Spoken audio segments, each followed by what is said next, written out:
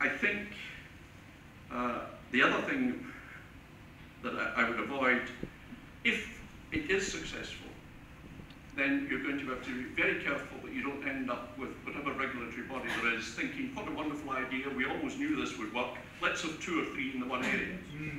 That is why commercial radio has been going down the plug hole at a very fast rate of knots. There are far too many radio stations. I mean, 60 to 70% of them are losing money. And the only reason they're still in business is they're owned by private equity companies.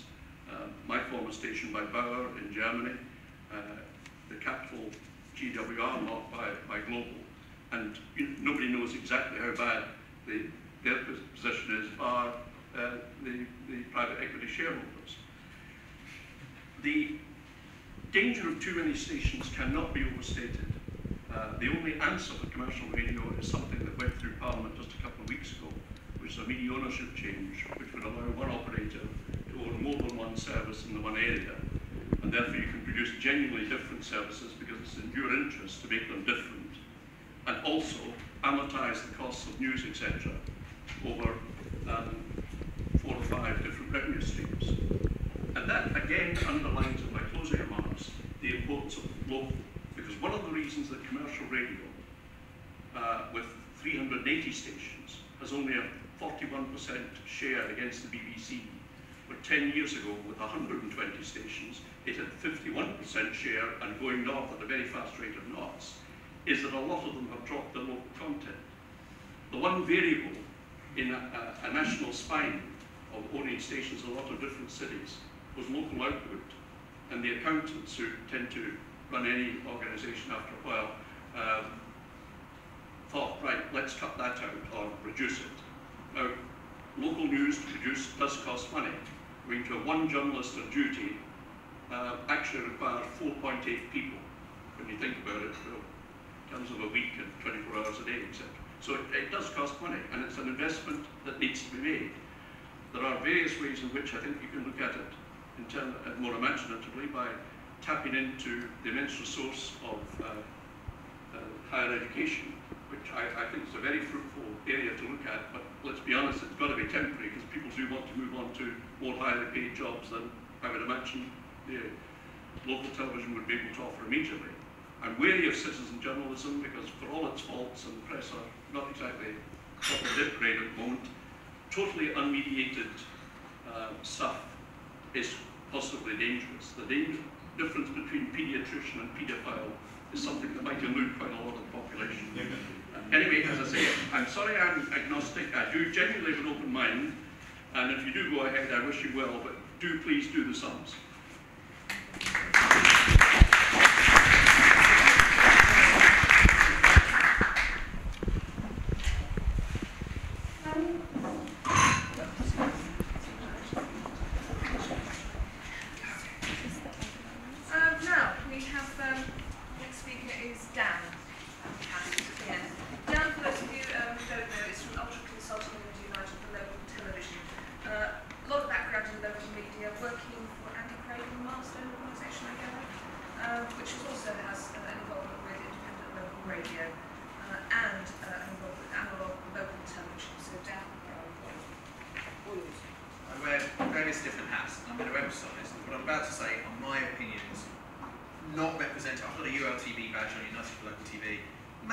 Some members of ULTV, but they're really my views.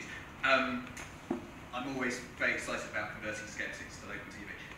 Look, Steve asked me if I'd give just a couple of words, a few minutes, talking about why local TV has failed in the UK, and it always occurs to me that when most people get asked to speak at conferences, it's about their successes. When I get asked to speak, it's because it's assumed my area of specialist expertise is failing. But actually, having been involved in local TV for over 10 years, I can talk with some authority about failure of local TV. And it's worth saying, actually, my background was involved in working with a corporate production company, and I was working with ex-ITV producers. And I assumed, and I know that everyone else in this room will know this, but I assumed at the time, this was 10 years or so years ago, that the way to go out and shoot 2 minutes of news footage was to send out a van with a camera guy, an audio guy, a lighting guy, they were generally guys, a makeup, presenter, producer, driver, half a dozen people to shoot 2 minutes However, although many of us involved in local TV in the early days of different experimental licenses, we did all make mistakes. Actually, we all knew we were there to make mistakes, and I don't think that's why we failed. The whole purpose of our licenses really was to try and work out for ourselves what worked, what didn't, what the model was, and we all refined. We all learned from our errors. I went and looked at how different local TV overseas business models overseas.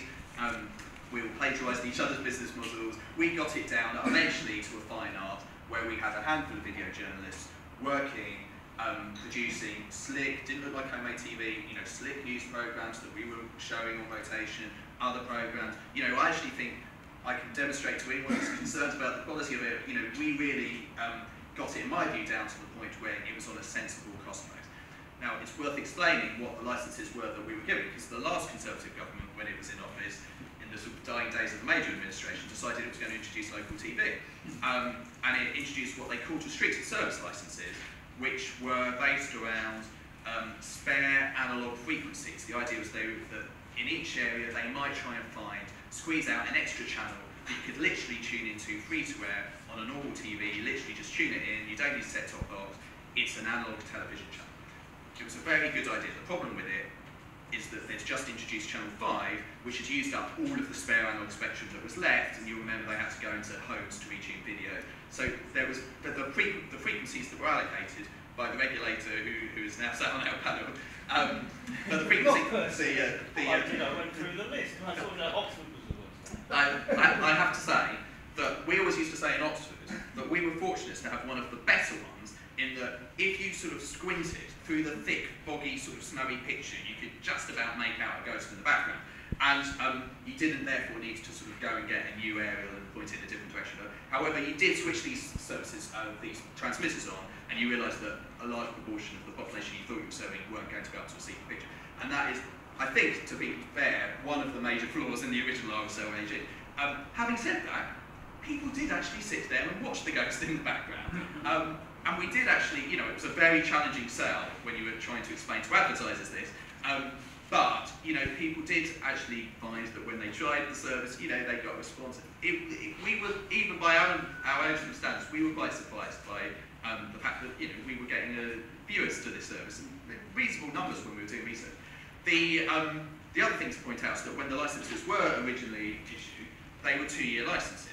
Now, to be fair, it was always intended that they would be renewed and further extended, and they were. But it was nevertheless, it did take a brave investor. We did get investors, but it did take a brave investor to put money into a service, knowing that there was a definite end date of 2 years and no guarantee, no 100% guarantee that it was going to further be extended. The other thing is, it was an analogue license, and this was at the time when everyone's being encouraged to get digital TV. So every single year, the one thing you knew is that your audience was diminishing as people were switching over towards digital, even assuming that people could actually watch your service. So I would say we, as organisations in the early days of local TV, we made a number of mistakes. I'd say the regulator made, I think there were flaws in the regulatory regime. The regulator made a number of mistakes. I would still say, however, that the one real lesson we learned out of it is that there were only a handful of us doing it, but we did keep going until the point when clearly no one was watching analogue TV anymore. We were still there, we found a way through it, we kept going, we were passionate about it, we were in control of our own destiny, it still happened. If you actually look at where local TV really went wrong in the last 10 years, is that the majority of RSL licences were acquired at the height of the dot-com boom by a group called LBG, the Local Broadcasting Group. And their philosophy, which is familiar to some people in this room, is that running your own local TV channel is too challenging, you can't do it on your own, you can't have a standalone local TV service. What you need to do is to maximise your synergies and your benefits and have the cost efficiencies of being part of a much larger group, and we'll take care of a larger amount of your costs for you, and they came knocking on our door and lots of other people's doors. You ended up with the vast majority of RSLs being controlled by one company. And of course, as we know, when that company's business model didn't work, every single one of those RSLs without exception was dead. It just didn't happen. So actually, I think my one major lesson, if I had to choose one from the last 10 years, is you've got to come up with a business model, and you've got to actually be prepared to stand on your own 2 feet, and don't be reliant upon a fairy godmother who says they're going to make it all easy for you.